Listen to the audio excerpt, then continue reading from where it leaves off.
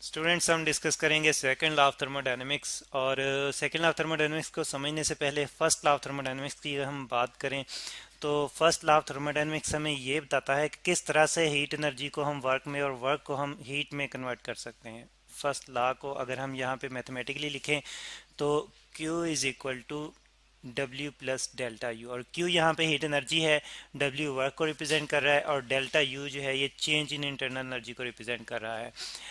अब first law के मुताबिक हमें वर्क को हीट में और हीट को वर्क में कन्वर्ट करने का तो आइडिया हो गया है। यानी हम यहाँ पे लिख लेते हैं हीट एनर्जी यानी कि हम थर्मोडायनेमिकल प्रोसेस फॉलो करते हुए हम वर्क कर सकते हैं।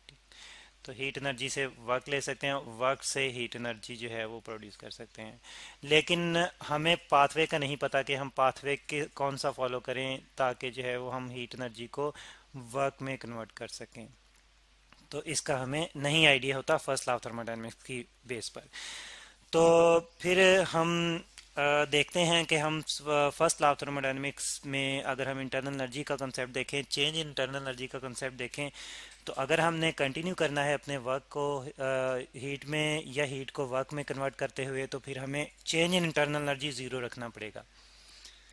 तो ये चीज़ हमें सेकंड लॉ थर्मोडायनेमिक्स हमें बताता है कि हम चेंज इन इंटरनल एनर्जी क्यों ज़ीरो रखेंगे और किस तरह से ज़ीरो रखेंगे। यानी कि हम सेकंड लॉ थर्मोडायनेमिक्स हमें जो है ये हेल्प आउट करता है कि किस तरह का पाथवे हम फॉलो करें।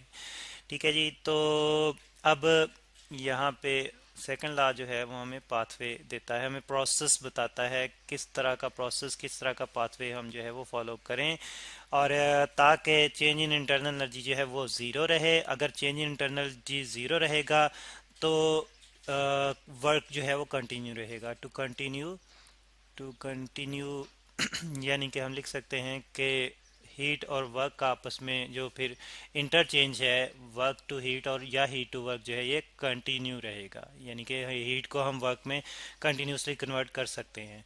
तो इस तरह से हम देखते हैं कि इंटरनल एनर्जी में चेंज जो है वो उसी वक्त ज़ीरो होगा जब सिस्टम की इनिशियल और फाइनल स्टेट सेम रहेंगी। ठीक है, यहाँ पे हम लिख सकते हैं कि इसके मुताबिक इनिशियल और फाइनल स्टेट जो है फिर सेम रहनी चाहिए। ज़रा दोबारा से स्पेलिंग करेक्ट करके लिखते हैं।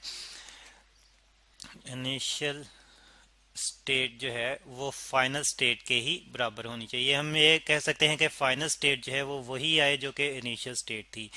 तो इस तरह से सिस्टम जो है, फिर इसका मतलब ये है कि सिस्टम को एक साइक्लिक प्रोसेस फॉलो करना चाहिए, एक रिवर्सिबल साइकिल जो है वो फॉलो करना चाहिए। रिवर्सिबल साइकिल यानी कि सिस्टम वापस अपनी इनिशियल स्टेट पे आ जाए at the and final state भी वही हो जो उसकी इनिशियल स्टेट हो। तो इस तरह से एक रिवर्सिबल साइकिल सिस्टम जब फॉलो करेगा तो उसकी इंटरनल एनर्जी में चेंज जो है वो ज़ीरो रहेगा, और जब चेंज ज़ीरो रहेगा तो जो हीट है वो वर्क में कन्वर्ट हो सकती है, या वर्क जो है वो हीट में सारे का सारा कन्वर्ट हो जाएगा।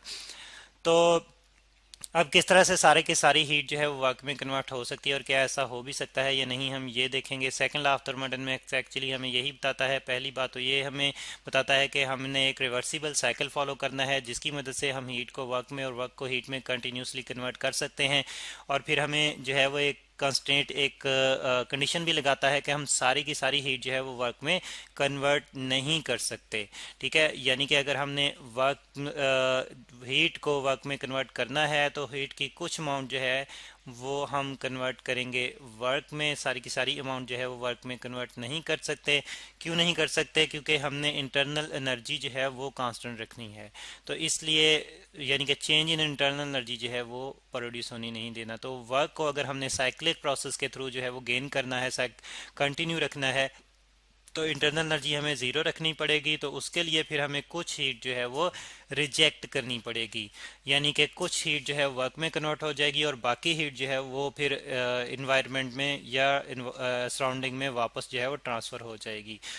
तो इस तरह से सेकंड लॉ थर्मोडायनेमिक्स जो है वो हमें एक तरीकाकार बताता है, हमें एक जो है वो पाथवे बताता है कि किस तरह से हम हीट को वर्क में कन्वर्ट कर सकते हैं। तो इसके मुताबिक हम देखते हैं कि वर्क में अगर हमने हीट को कन्वर्ट करना है तो कुछ पार्ट जो है वो हम एक एज अ इनपुट लेंगे, Q1 हम एज अ इनपुट लेंगे, उसमें से कुछ पार्ट जो है वर्क में कन्वर्ट करेंगे और बाकी पार्ट जो है फिर जो बचेगा वो हम शिफ्ट कर देंगे वापस सराउंडिंग को। तो तो इसको अगर हम जो है वो रिप्रेजेंट करना चाहें एक साइक्लिक प्रोसेस के थ्रू, तो यहाँ पे स्टूडेंट्स एक्चुअली वही साइक्लिक प्रोसेस आप देख रहे हैं। तो अब अगर हम ये वाला प्रोसेस फॉलो करेंगे जिसमें हम हीट की कुछ अमाउंट जो है वो वर्क में कन्वर्ट करके बाकी अमाउंट जो है वो हम इन्वायरमेंट में ट्रांसफ़र कर देते हैं, तो तब ही इंटरनल एनर्जी जो है वो ज़ीरो रहेगी और वर्क जो है वो continue, change in internal energy zero रहेगा और वर्क जो है वो कंटिन्यू रहेगा। ठीक है, वर्क जो है ये कंटिन्यू रहेगा, यानी कि साइक्लिक प्रोसेस जो है वो कंटिन्यू रहेगा, कंटिन्यू। अब हम बात करते हैं यहाँ ये तो हमने जो थी वो बेसिक अंडरस्टैंडिंग देखी कि सेकंड लॉ ऑफ थर्मोडायनेमिक्स की बेस पर एक्चुअली हम जो है वो किस तरह से हीट से वर्क ले सकते हैं या वर्क को हीट में कन्वर्ट कर सकते हैं, और एक रिवर्सिबल साइकिल फॉलो करते हुए, और इस तरह से कि इंटरनल एनर्जी में चेंज जो है वो ज़ीरो रहे, इंटरनल एनर्जी में चेंज ना आए।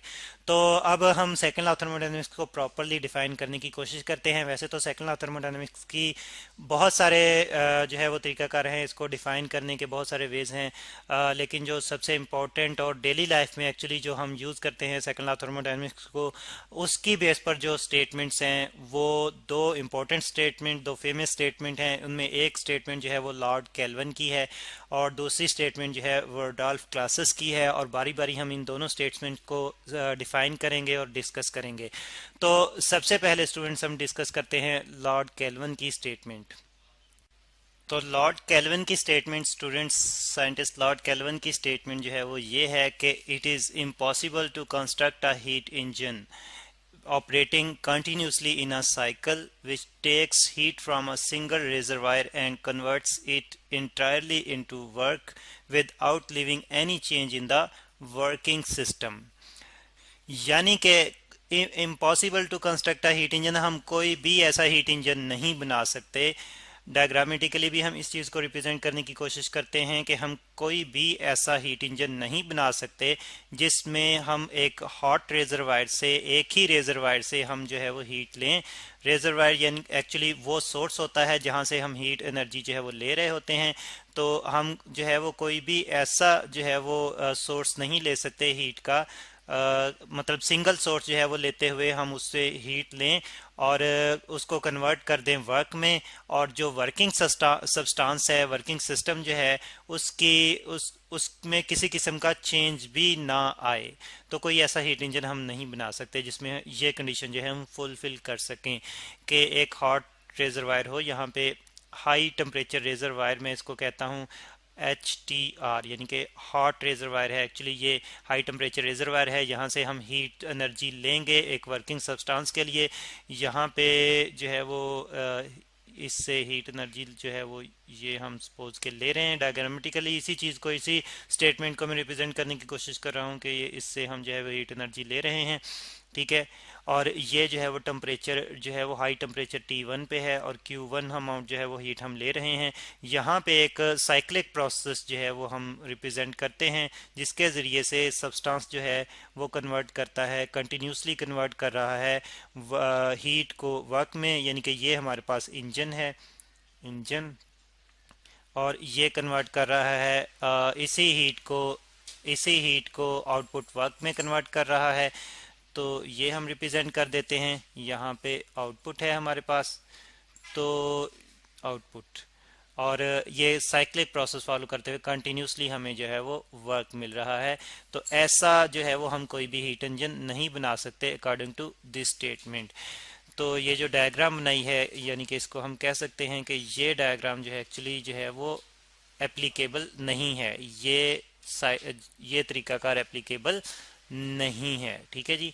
तो लॉर्ड केल्विन का ये कहना है कि हम ऐसा सिस्टम नहीं बना सकते जिसमें हम सारी की सारी हीट जो है वो किसी यानी कि एक हॉट रेजरवायर से हीट लें और सारी की सारी हीट जो है हम वर्क में कन्वर्ट कर दें, और जो हमारा वर्किंग सब्सटेंस है उसमें किसी किस्म का चेंज भी ना आए और वो अपना वर्क जो है वो कंटिन्यू रखे। तो ऐसा नहीं हो सकता। बल्कि फर्स्ट लॉ ऑफ थर्मोडायनेमिक्स को अगर हम देखें तो अगर हम किसी सिस्टम को हीट दें तो उसकी इंटरनल एनर्जी में भी चेंज आएगा। वर्क वो कर सकता है लेकिन उसकी इंटरनल एनर्जी में भी चेंज आएगा। अगर हमने उससे कंटिन्यूसली वर्क लेना है तो कंटिन्यूस वर्क के लिए